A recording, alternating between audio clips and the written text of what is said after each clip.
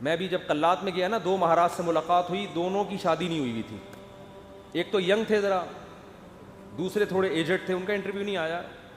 تو وہ بھی نہیں, اتنے بڑی عمر کے ہو گئے, ان کے بچے گھوم رہے ہیں وہاں. میں نے بار بار پوچھا یہ بچے آپ کے ہیں؟ کہنے نہیں میرے نہیں ہیں. پھر میں نے پوچھا یہ بچے آپ کے ہیں؟ کہنے میرے نہیں ہیں. بھائی میں نے تو شادی نہیں کی. ایک دم میرے شوق ہوا, میں نے کہا بھائی مہاراج کیا کر رہے ہو؟ قال النبی صلی اللہ علیہ وسلم تزوجوا ولا تکونوا کرہبان النصارى, نکاح کرو عیسائیوں کے پادریوں کی طرح نہ بنو. کیا کرتے ہیں؟ واتقوا اللہ الذی تساءلون به الارحام. دولہا دلہن کو سمجھایا جا رہا تھا انسان کے بچے بن جاؤ.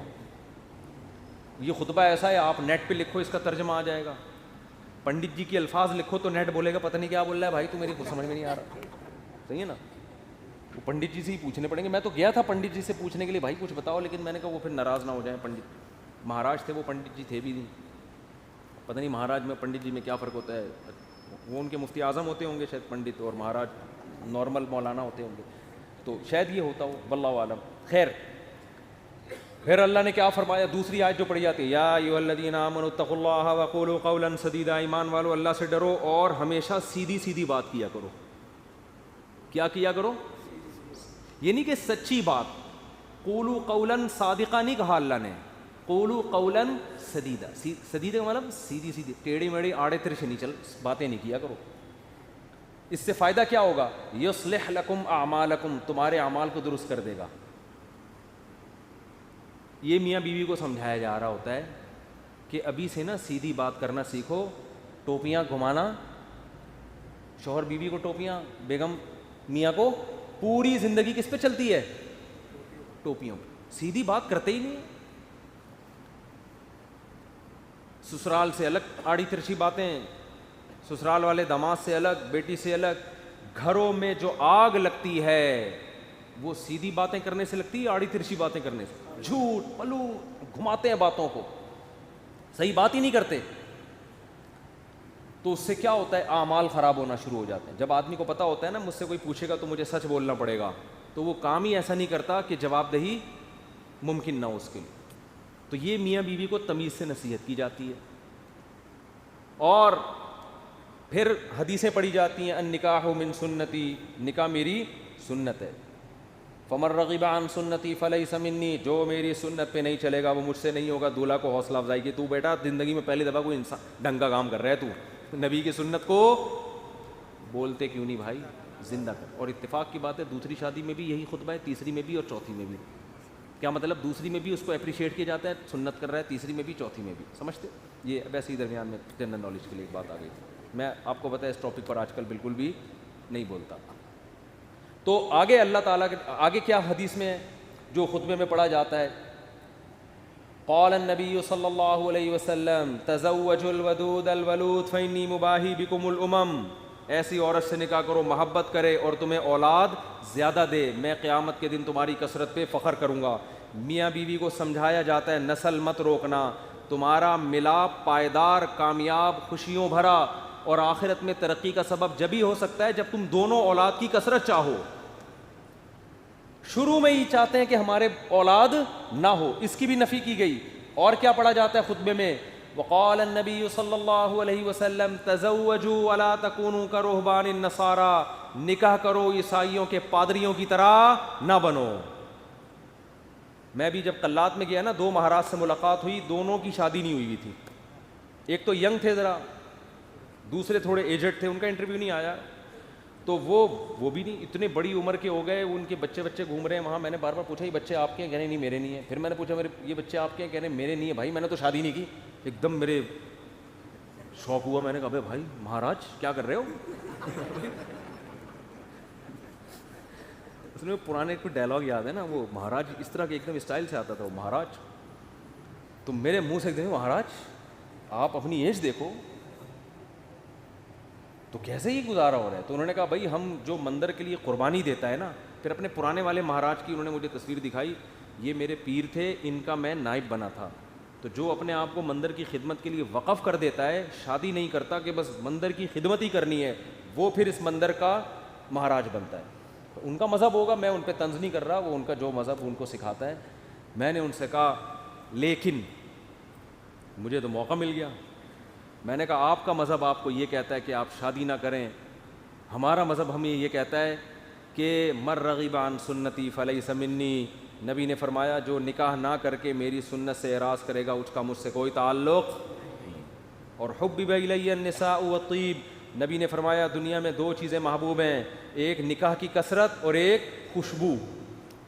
تو ہمارے نبی تو بالکل اس کے اپوزٹ چلے ہیں, بالکل اس کے برعکس. تو یہ نہیں کہ نکاح کرنا ہے, کثرت نکاح کی ترغیب ہے. میں نے کہا ہم تو رہبانیت کے بالکل اگینسٹ چلتے ہیں. تو مجھے اس وقت وہ حدیث سمجھ میں آئی کہ آپ عیسائی بھی یہ کرتے تھے, پادری, نکاح نہیں کرنا. تو ہمارے نبی نے فرمایا تم نے ان کو فالو نہیں کرنا, نا ہم تو کثرت سے. تو مجھے لگ رہا تھا وہاں بیٹھ کر کہ یہ جو مہاراج ہیں وہ مہاراج کے چہرے پر نا افسردگی کے آثار تھے. یہ پہلے والے جو مہاراج جن کا انٹرویو آیا یہ تو پھر بھی ینگ تھے, تھوڑے سے اچھے صحیح. دوسرے والے مہاراج افسردہ, گھٹنوں میں بھی پرابلم, کچھ مسائل بھی تھے بیماریوں کے. تو میں مہاراج سے ریکویسٹ کرنے والا تھا کہ کر لیں شادی, یہ مسائل آپ کے نیچرل لائف کا کوئی آلٹرنیٹ نہیں ہے. مندر کی خدمت شادی کر کے بھی ہو سکتی ہے. اب شادی کی ہوتی یہ بچے آپ کے ہوتے ہیں, یعنی اسی جیسے ان کو لگا دیتے مندر کی خدمت پہ. اگر آپ کا یہ نظریہ ہے, میں ترغیب نہیں دے رہا ہوں ان کو, کیا خیال ہے؟ جیسے ہمارے بیٹے ہیں تو میری خواہش ہے کہ یار وہ بیٹے عالم بنے, اللہ خواہش کو پورا کرے. مہاراج میں جو باتیں آپ سے کر رہا ہوں آپ تنہائی میں بیٹھ کے ان باتوں پہ غور کریں. اب اللہ کرے اب تک کر رہے ہو غور. چکر میں تو ڈال دیا ہم نے, مہاراج کو ہم نے چکر میں ڈال دیا. مہاراج اب بیٹھ رہا ہوگا یار مسئلہ کیا ہے, بات تو صحیح کی ہے بندے نے, زندگی بھی برباد کر دی. پھر میں نے مہاراج سے بھی کہا, میں نے کہا یہ بھی دیکھ لینا کہ آخرت میں اس شادی نہ کرنے کا کوئی ثواب بھی ملے گا. ایسا نہ ہو کہ نہ یہاں کے رہے نہ وہاں کے رہے. قرآن کہتا ہے الذین ضل سعیہم فی الحیاۃ الدنیا وہم یحسبون انہم یحسنون صنعا. قرآن کے الفاظ ہیں.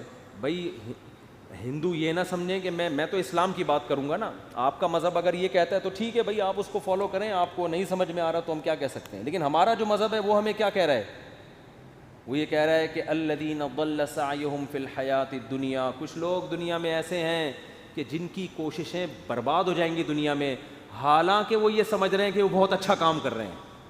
دیکھو ایک آدمی غلط کام کر رہا ہوتا ہے, غلط کو غلط سمجھ کے, اس کو پتہ ہے بھائی چرس پینے کا آخرت میں کوئی ثواب ملے گا, اور چرسی کو امید بھی نہیں ہوتی.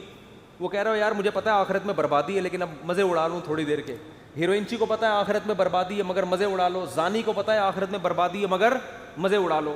لیکن کچھ لوگ ایسے ہوتے ہیں جو بڑی محنت کر رہے ہوتے ہیں, اپنی حلال خواہشات کو بھی قربان کر رہے ہوتے ہیں, اور وہ سمجھ رہے ہوتے ہیں آخرت میں مل جائے گا بدلہ. اللہ کہتے ہیں نہ دنیا میں ملے گا اور نہ آخرت. کیونکہ پیپر جو اللہ نے بنایا ہے نا اس کو فوکس کرنا ہے آپ نے. پیپر فزکس کا ہے اور آپ ریاضی کے مشکل ترین سوالات لے کے بیٹھ گئے, اور جو فزکس کا آسان سوال تھا اس کا آپ اس کو حل نہیں کر رہے. کیمسٹری کا آسان سوال تھا پانی کا فارمولا کیا ہے, ہائیڈروجن ڈائی آکسائڈ ہے نا, یہ بہت آسان تھا. آپ کہہ رہے تو بہت آسان ہے یار, یہ نہیں حل کرتا مجھے اصل میں ایک فزکس کا ایک بڑی پیچیدہ ایکویشن ہے اس کو میں حل کر سکتا ہوں. اس کو بیٹھ کے آپ نے حل کرنا شروع کر دیا.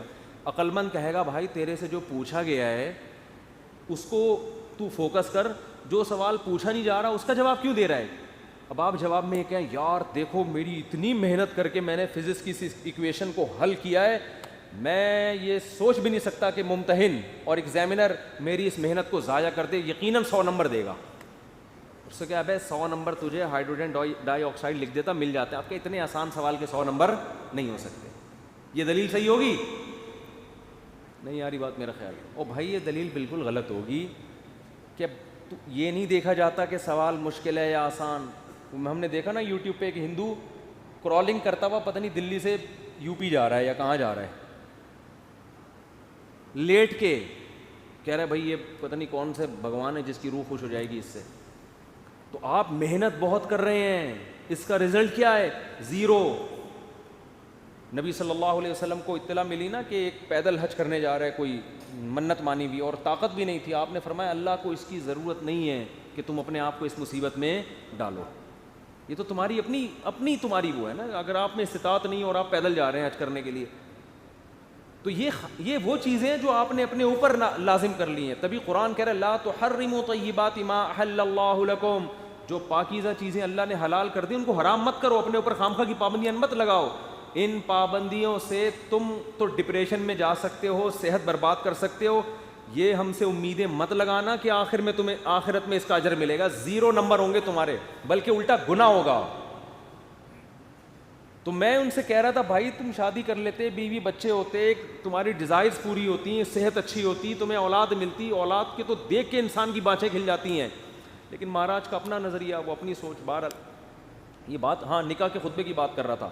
تو نبی نے کیا فرمایا, تزوجوا ولا تکونوا کرہبان النصارى, نکاح کرو بھائی راہبوں کی طرح مت بنو. وہ سمجھتے ہیں نہ کر کے اللہ کو خوش کر لیں گے, ایسا نہیں ہے. نکاح کرنے سے اگرچہ تمہاری خواہش پوری ہو رہی ہے, تمہاری ڈیزائرز پوری ہو رہی ہیں, تمہارے لیے ایک لذت کا سامان پیدا ہو رہا ہے, لیکن اس ڈیزائرز پوری کرنے سے اللہ ناراض نہیں ہوتا, بلکہ اللہ اور خوش ہوتا ہے.